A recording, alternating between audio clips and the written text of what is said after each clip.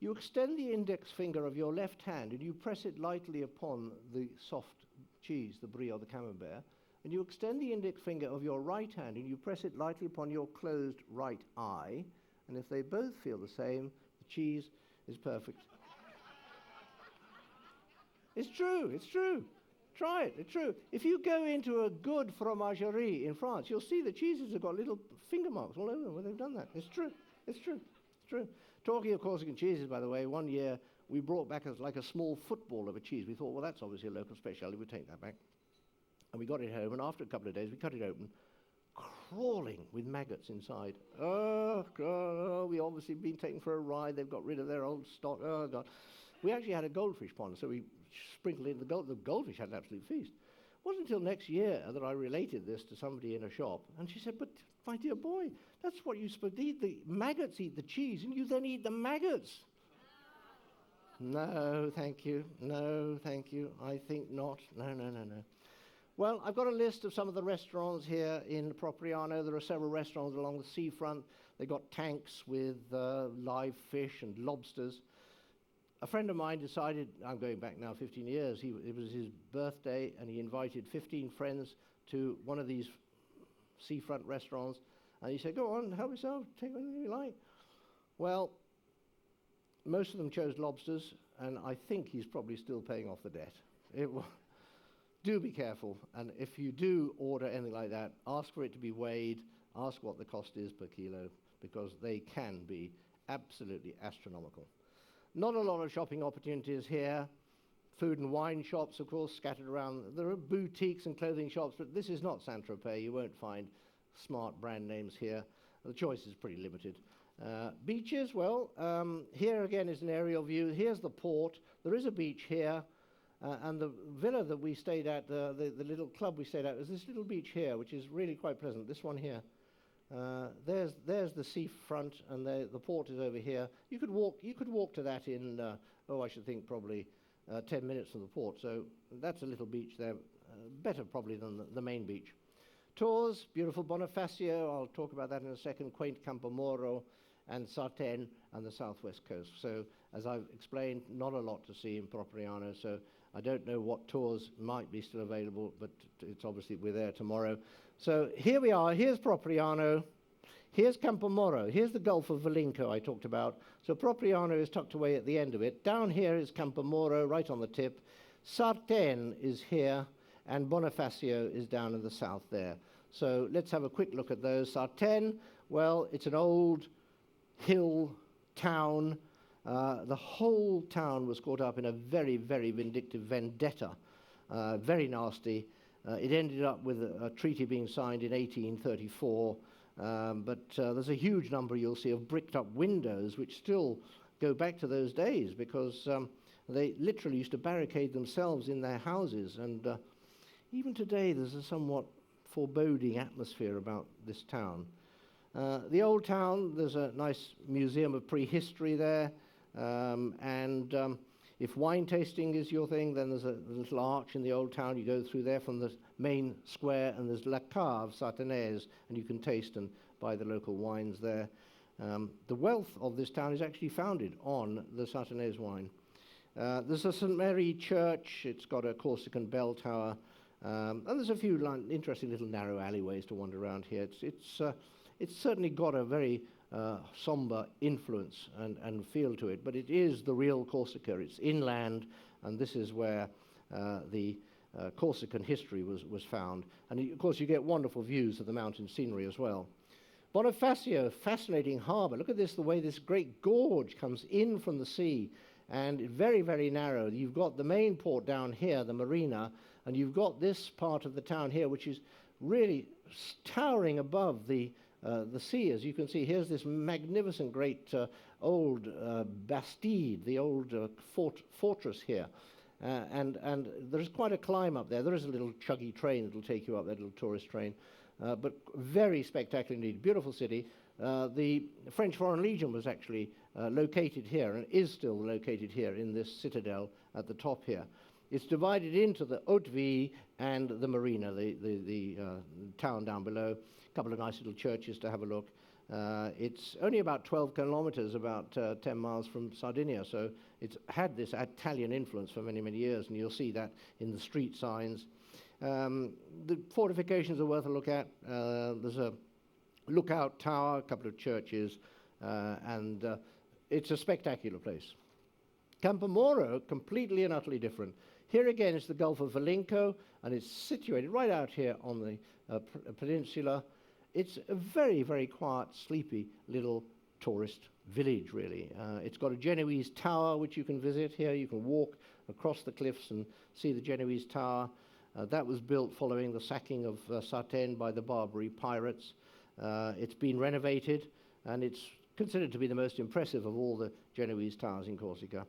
So it's a beautiful beach, clear water everywhere. Mountains rise very quickly, combined with the action of the wind and the sea, responsible for the rocky architecture here, the natural architecture of Campomauro. And you can smell the bush behind it, the bush of myrtle and heather and the oak trees. It's called the maquis of Corsica, and you can smell it here. It's got a lovely curving croissant of sand, protected by a headland, one or two beach cafes, nothing much else, and you can walk along the rugged coastline there. So it's a sleepy little tourist town, if you like. Now, one of the things that's not on the tours, and I was a little surprised this, is that, again, if you imagine the Gulf of Valinco with Propriano at one end, Campomauro on the southern coast, on the end of the northern coast, there is a there is a site called Filitosa. It was only discovered in about 1940, and it's Corsica's most important prehistoric site, if not one of the most important in the Mediterranean and one of the most important in the world. Think Stonehenge, think of that sort of importance. It lies in the countryside, just on the north side of the Valinco Gulf. It's 17 kilometers from Propriano, so that is possibly a taxi ride you could take. If your archaeology is your thing, this is an important site. Give yourself about an hour to walk around the parkland. There's a small museum there. There's a little cafe for drink and ice cream, nothing particularly. The original purpose of these remarkable stones can only be guessed at. It's thought that it was an attempt to ward off invaders. But if archaeology is your thing, then this is certainly something that is well worth visiting if you are into that. So here we are. You can stay on the ship. You can do it yourself, go into Propriano, take one of the tours. No real tourist traps here. I've mentioned the extortionate price of lobsters. Be careful of that. Limited mobility, yes. I mean, it's a fairly flat seafront, so you can get around. As you go up from the sea, there are some hills, climbs up into the side streets, and the departure time is 6 in the evening. So as I said, you're going to get two for the price of one today. San Remo in Italy, city on the Mediterranean coast of western Liguria, northwest Italy. Founded in Roman times, best known as a tourist destination on the Italian Riviera. It's really Italy's wannabe Monte Carlo.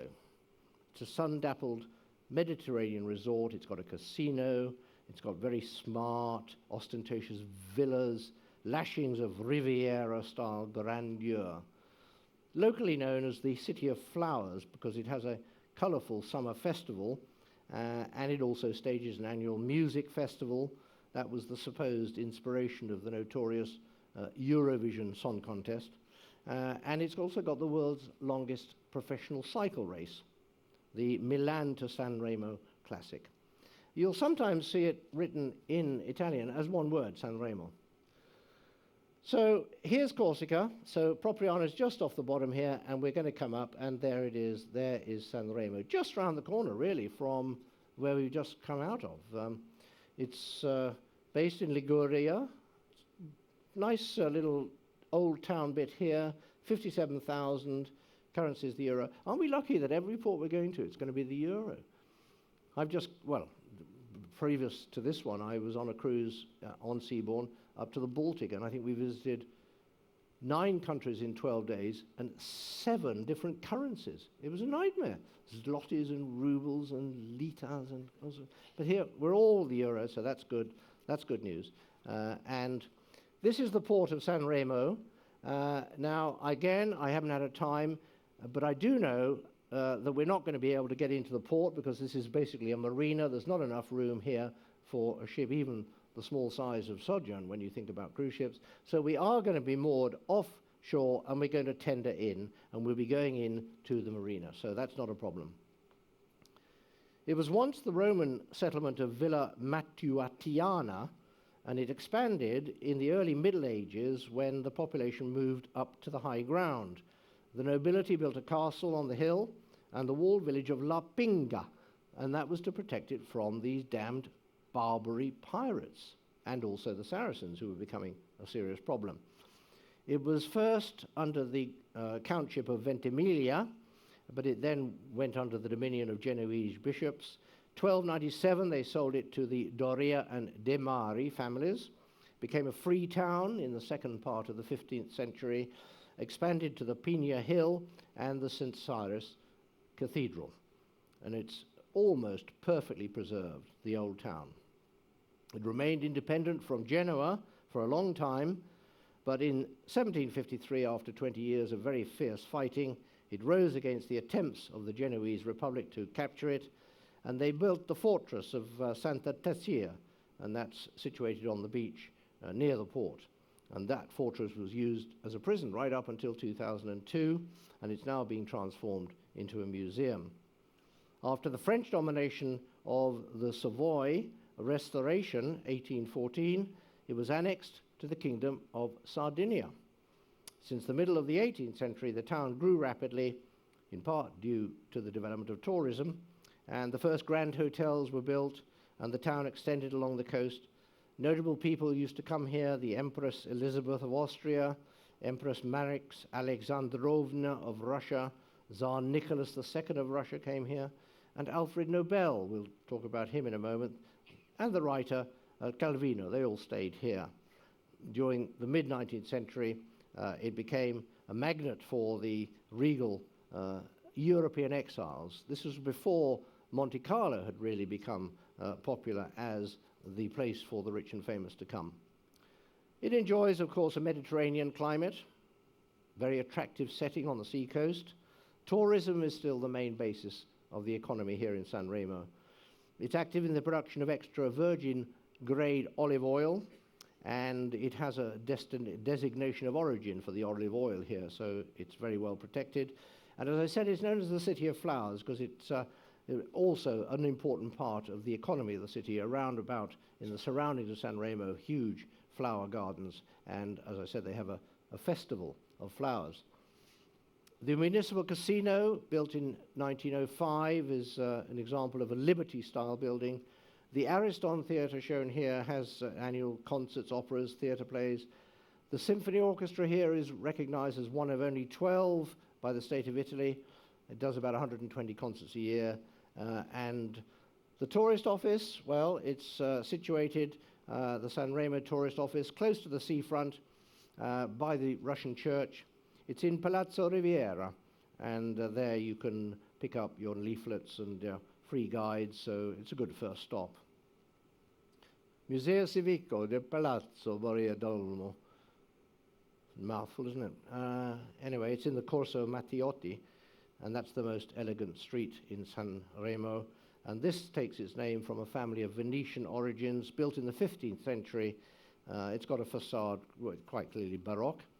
The museum, archaeological museum, that's worth a visit. It's one wing in the Palazzo Borriadolmo, and they've got prehistoric Roman remains found in Liguria. The Russian Orthodox Church was really built as a result of the visit of the Tsarina, Maria Alexandrovna. She was the wife of Tsar Alexander II. She spent winter seasons here in San Remo, and she was really one of the starts of the tradition of people from Russia traveling down, wealthy people from Russia, to escape the harsh winters there. And as a symbol of her gratitude, she gave the town palm trees, and you can still see those along the promenade. In return, the city council designated the promenade to her, and it's now called the Corso Imperatrice, the imperial empress's way.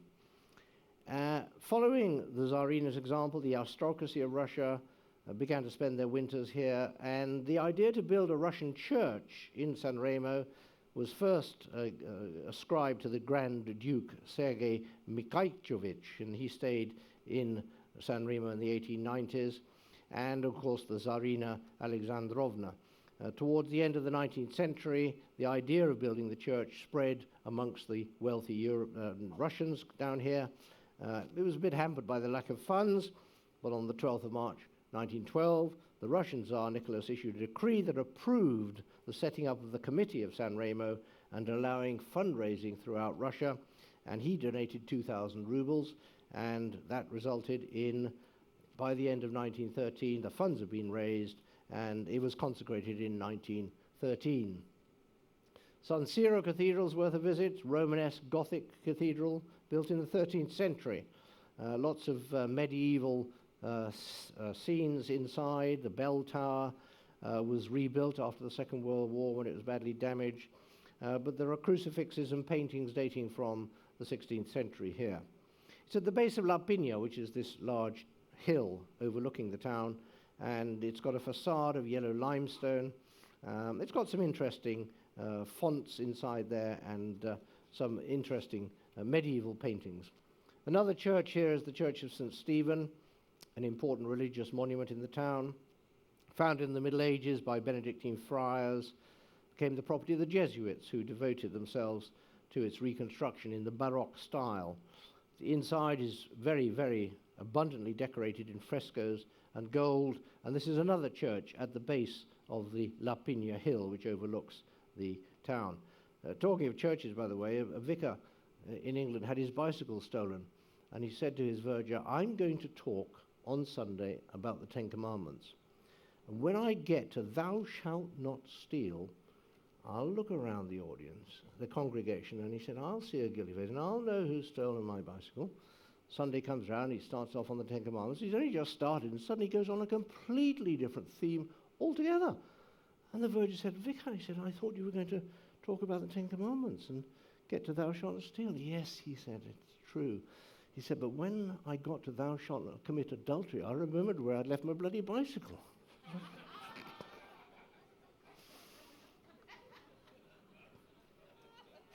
You'll have to forgive me, but I pour these facts about this 15th, 16th century, and I like to lighten things up a little with occasional joke. My darling wife, Erica, doesn't approve of this. She thinks that this is not...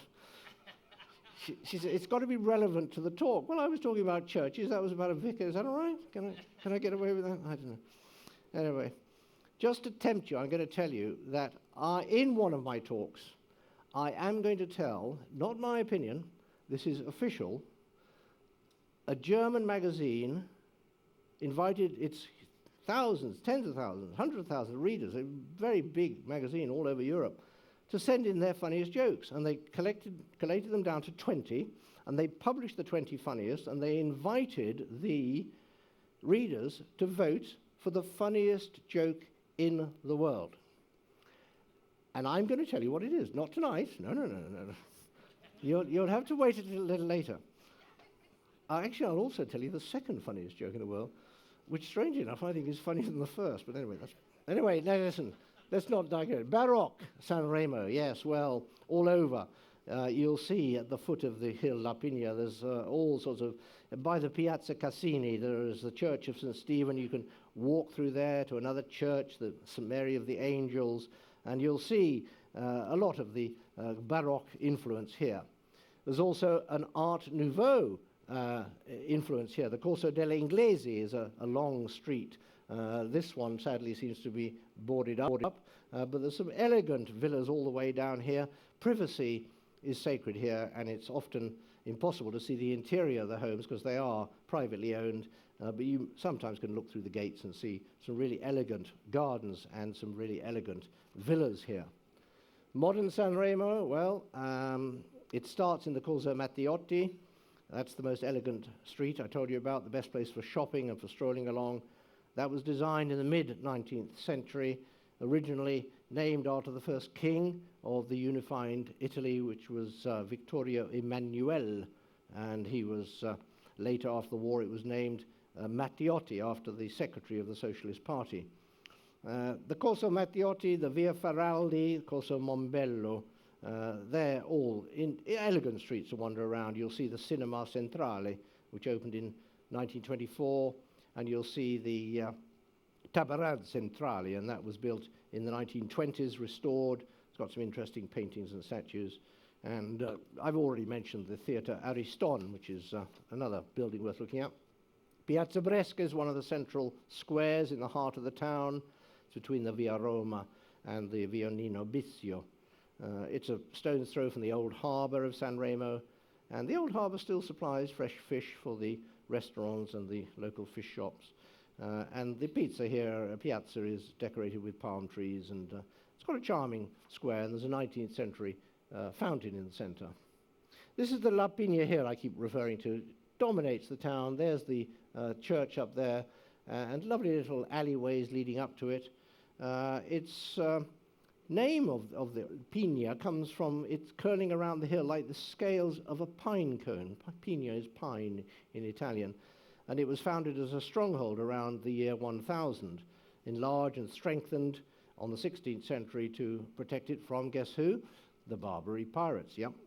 It was once the pulse of really the San Remo of the past.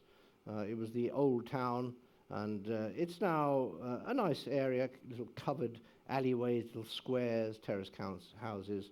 You can discover it on foot by starting from the Piazza Santo Stefano and just go uphill, and you begin at the 14th century Porto San Stefano, and that's the gateway into the old town.